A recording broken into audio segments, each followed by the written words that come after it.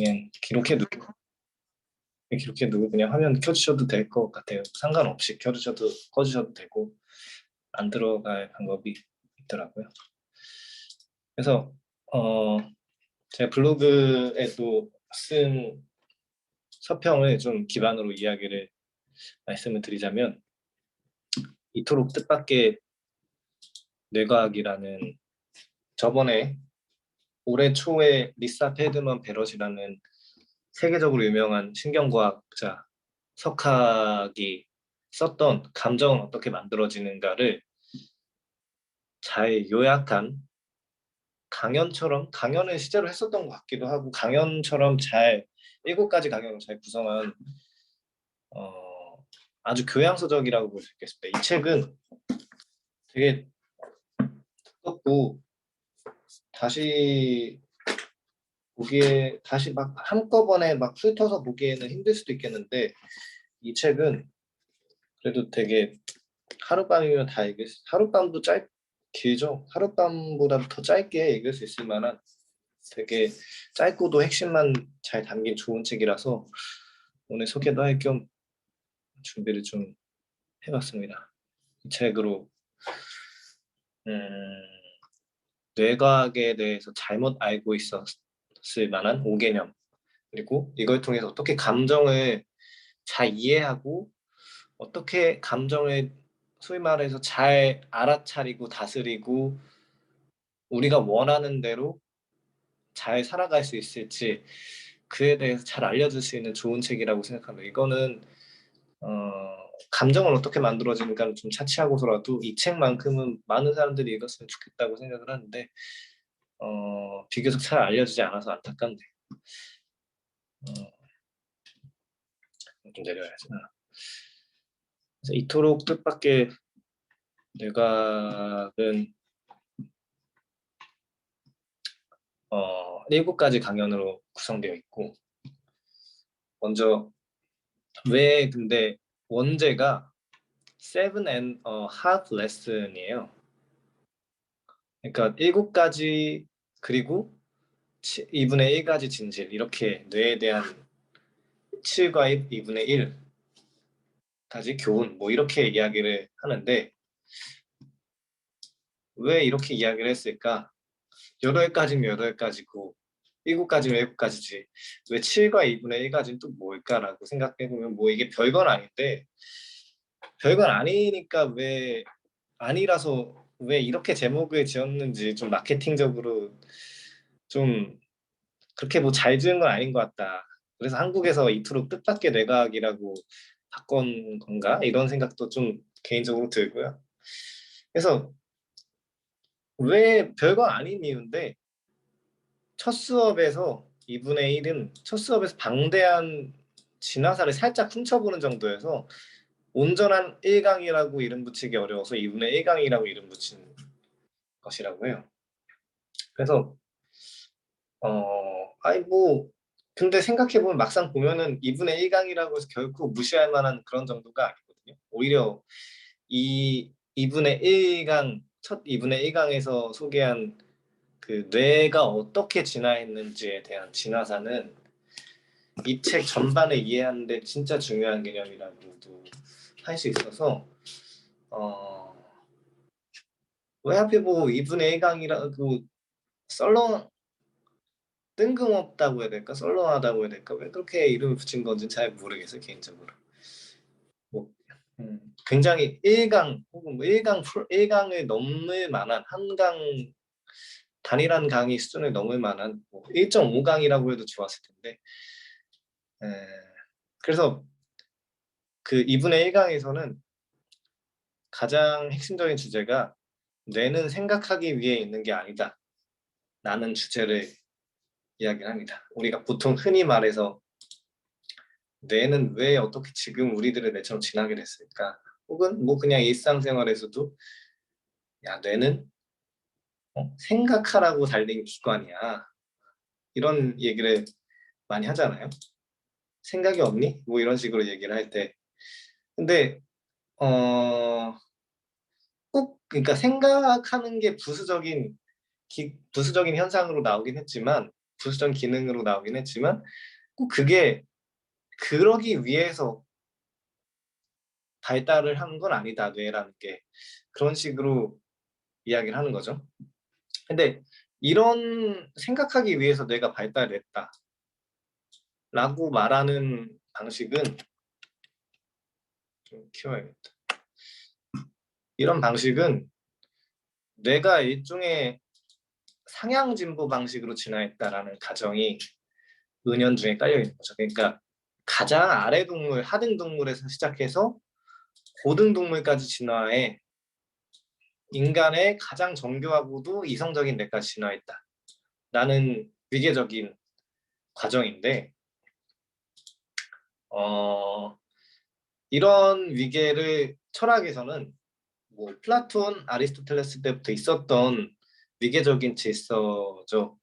그리고 중세 때까지도 많이 활발했던 그런 위계적인 질서인데, 존재론적 질서.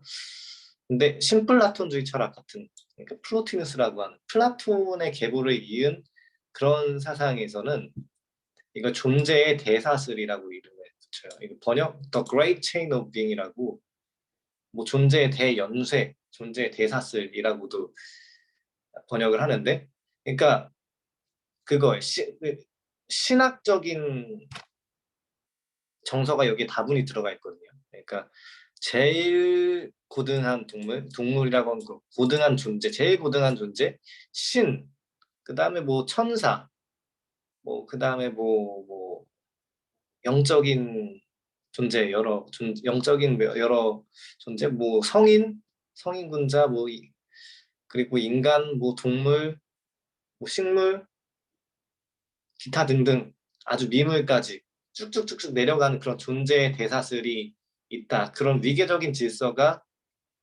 이 생물들을 포함한 존재의 세계들에 부여되어 있다. 라는 게 고대적부터 생각한 아주 당연한 질서였어요.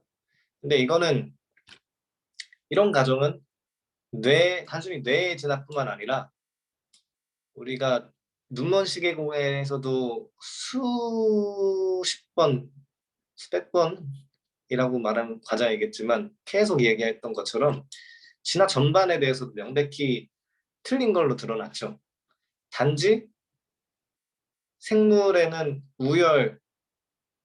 우위와 열등이 딱히 본질적으로 있는 게 아니라 자연 환경에 따라서 어떻게 그 환경에 적합하게 잘 적응했던 개체들만 그 유전자를 잘 전수해서 그 유전자가 잘 자연으로부터 선택된 것이다. 그러니까 그 각자 전략이 다를 뿐이지, 각자 살아가는 환경에 따라서 생존 전략이 다를 뿐이지, 그 전략에 따라서 본질적으로 위계가 달라지지 않는다. 이런 거죠. 이거를 철학에서는 평평한 존재론이다 라고 이름을 붙이기로 했죠. 이게 존재의 대사슬이다. 아주 위계적인 존재론적인 위계적인 질서가 있다라고 이야기를 한다면 그 반대의 용어로, 반대 대비되는 용어로서 존재의 평평한 존재론이라고 이름을 붙인다고 합니다. 최근에 많이 좀 신유물론이라고 하는 그런 철학의 분파에서 많이 이용되는 단어이기도 하죠. 그래서 뇌는 이렇게 되어 있지 않다. 그리고 특히 뇌는 생각하기 위해서 진화했다고 보일 근거는 현재로선 전혀 없어요. 그러니까 아무도 이거에 대해서 크게 부정을 안 해요. 지금 많은 뇌과학자, 많은 진화학자들이 이쪽 분야를 연구하는 과학자들은 이거를 거의 대부분 받아들이지 않습니다. 그러니까 생각하기 위해서 진화했다. 그래서 오히려 뇌가 맡은 가장 핵심적인 임무가 뭐냐라고 했을 때 신경과학자들은 이렇게 답하겠죠.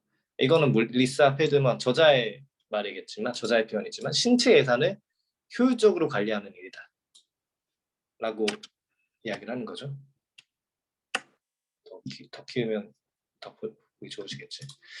그래서 여기서 신체 예산이라는 건 비유적인 표현이에요. 이 사람이 저자가 말을 하는 생존을 위해서 신체가 가진 내가 가진 뭐 생물학적 자원, 뭐 호르몬 분비라든가 뭔가 반응 속도라거나 어떤 영양분이라거나 어떤 칼로리라거나 칼로리 섭이라거나 그런 생물학적 자원의 효율을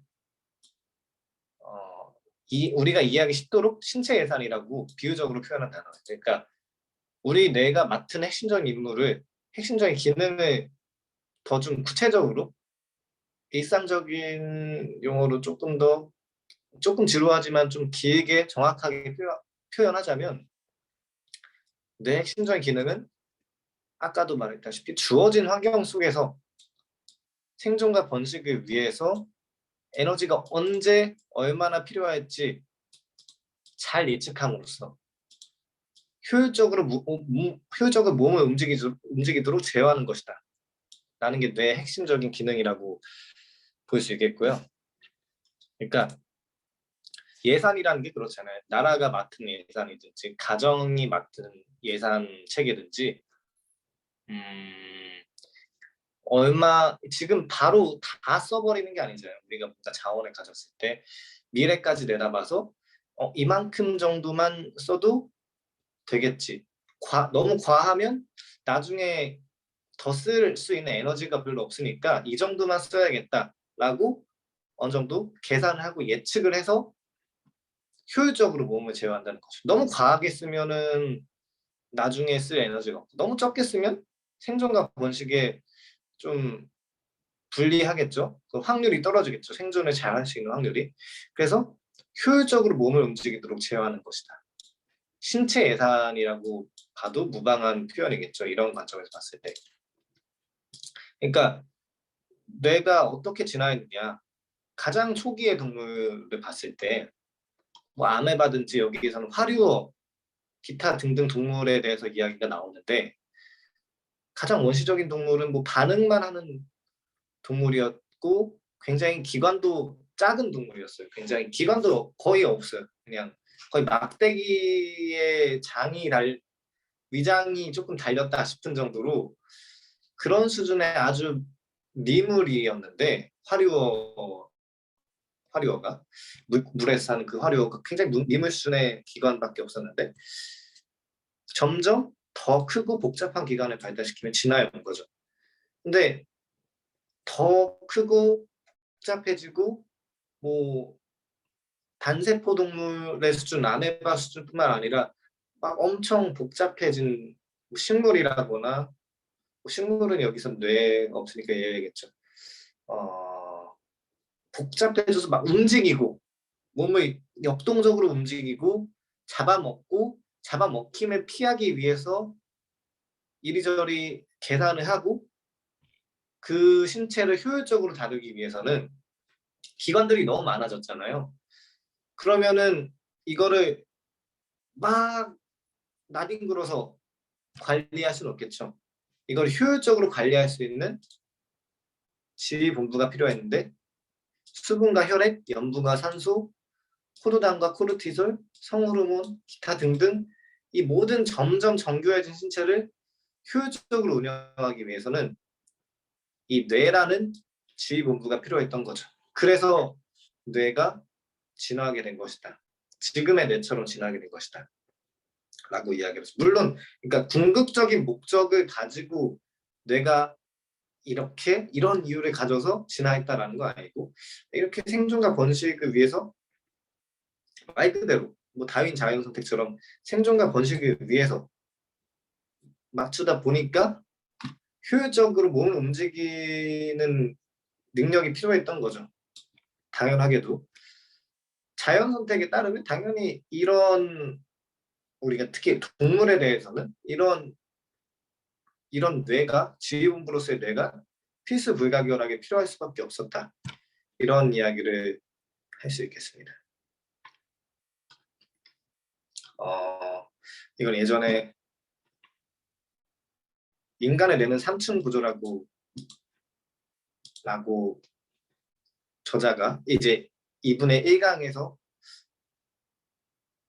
뇌에 대한 비판을 한 다음에 우리가 뇌에 대해 가진 기존의 인식, 뇌는 생각하기 위해서 진화했다라고 말한 그 기존의 인식을 조금 비판하고 내려놓자라고 말을 한 뒤에 그에 대한 그 관련 사례를 바로 이제 1강에서 들거든요.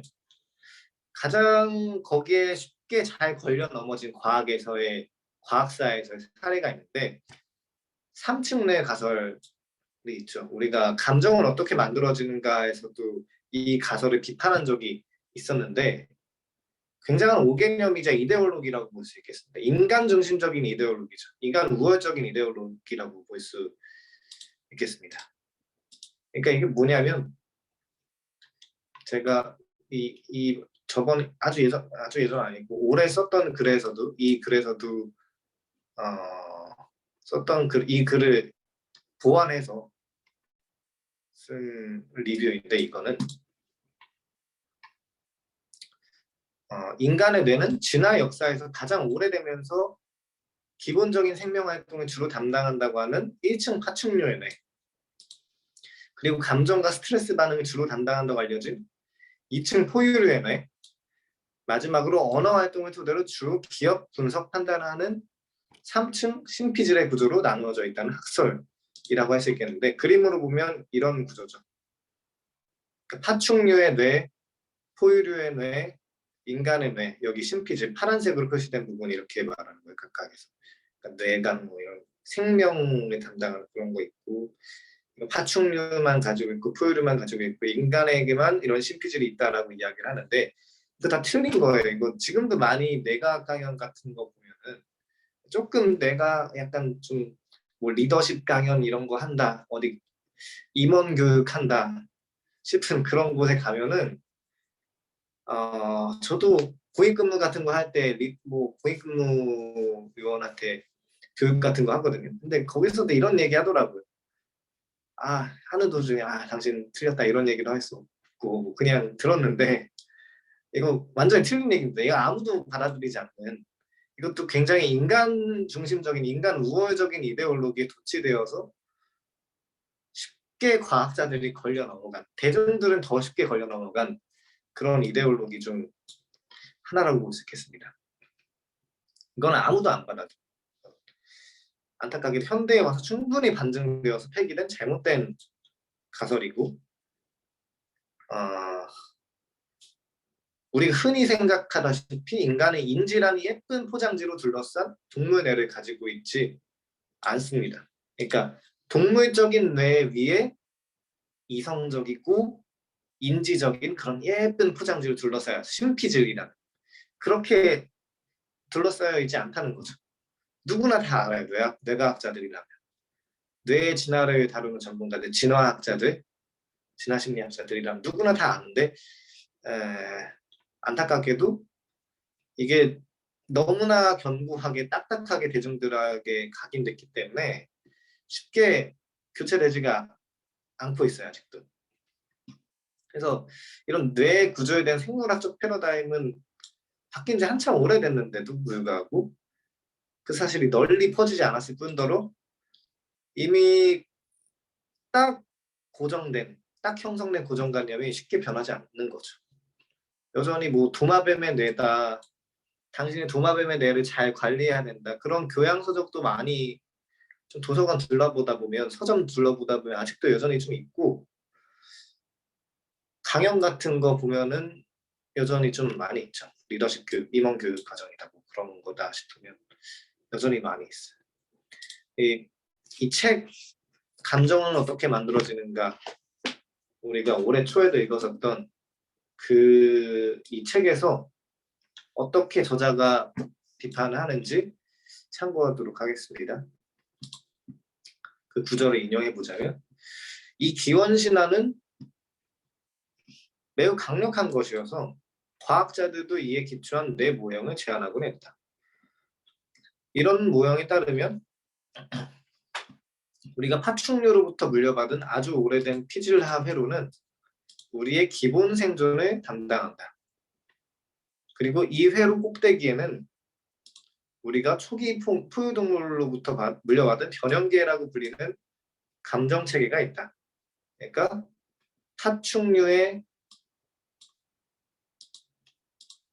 파충류로부터 물려받은 피질나 회로.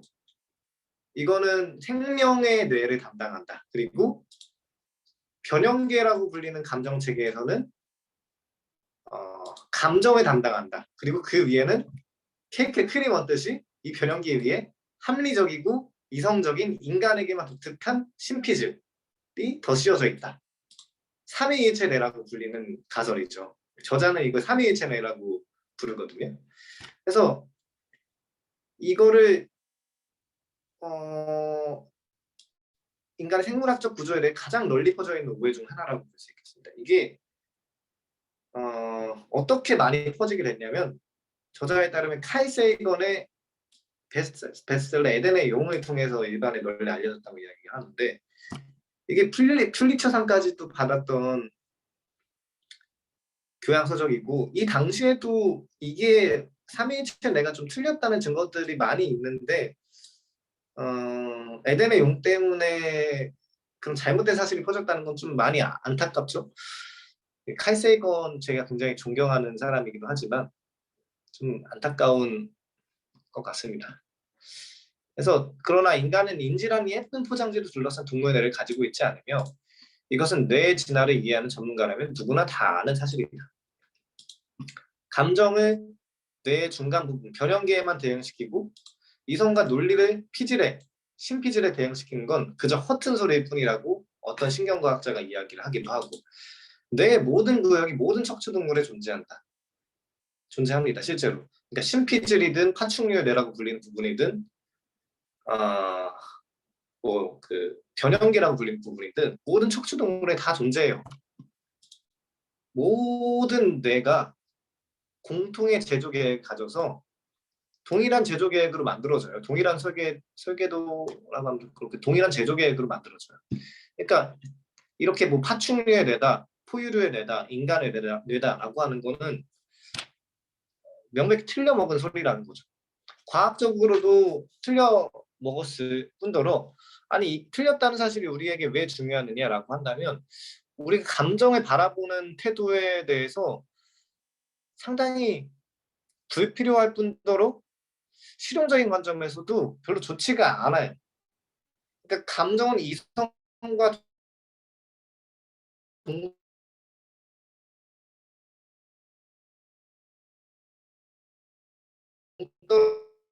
동떨어진 별개의 것이 감정적 한낱기 때문에 이런 도식은 진짜 옳지도 않고 실용적이지도 않아요. 우리 인생에 하등 도움이 안 되는 도식이에요. 생각해봤을 때 이 삼층내 가설은 폐기해야 되고 대중들 사이에서 잘 알려줘야 된다, 널리 알려줘야 된다는 생각이 이걸 볼 때마다 많이 듭니다. 그럼 정말로 더 구체적으로 계속 그 증거를 이야기를 하자면 뭐 근거 없이 그냥 이건 틀렸다, 이건 비난받아야 할 만한 거다라고만 이야기를 하면 과학자로서의 그 자질이 없겠죠. 그 이유가 뭐냐면 이 지금 현대 과학자들은 모든 포유류의 뇌가 단 하나의 제조 계획에 따라서 만들어졌다라는 설득력 있는 증거를 발견했습니다. 그래서 더 나아가서 파충류와 다른 온갖 척추 동물들의 뇌도 같은 계획대로 만들어졌을 가능성이 크다는 사실까지 발견했는데, 그러니까 어떤 공통된 뇌 제조 계획이 뭐냐? 난자가 수정된 직후에 배아가 신경세포를 만들어내기 시작할 때부터 돌아가는 거죠. 똑같은 공장을 돌리는 거예요. 우리가 쥐의 뇌가 만들어질 때든 우리 인간의 뇌가 만들어질 때든 새의 뇌가 만들어질 때든 도마뱀의 뇌가 만들어질 때든 동일한 공장의 시스템이 돌아간다는 거죠. 근데 뭐가 다르냐 그러면, 그러니까 흔히 여기 좀 이야기를 하자면 흔히 세대갈이라고 불리는 조류의 뇌나 그 생존을 위해 존재한다고 한 도마뱀의 뇌나 인간의 뇌는 동일한 뇌 제조 계획을 통해서 만들어졌다는 거죠. 게다가 분자 유전학의 최신 연구들에 따르면 파충류나 포유류 동물들이 갖고 있는 그 신경세포들이 서로 다 같은 종류의 것들을 갖고 있다는 사실을 알게 됐습니다. 그러니까 그러면 왜 이것들이 아니 인간의 뇌 해부를 해봤을 때 막상 이렇게 해부를 해보면 인간 뇌나 도마뱀의 뇌나 조류의 뇌나 서로 달라 보이는데 왜 그런 걸까? 라는 의문이 제기될 수 있잖아요. 그러니까 왜 그런 거냐면 각각 구성 요소는 동일하거든요. 각각의 뇌가 만들어지는 과정은 단계적으로 이루어지는데 종마다 각 단계를 지속하는 기간의 차이가 있기 때문이라고 설명을 해요. 그러니까 그래도 생물학적 구성 요소는 동일한 거죠.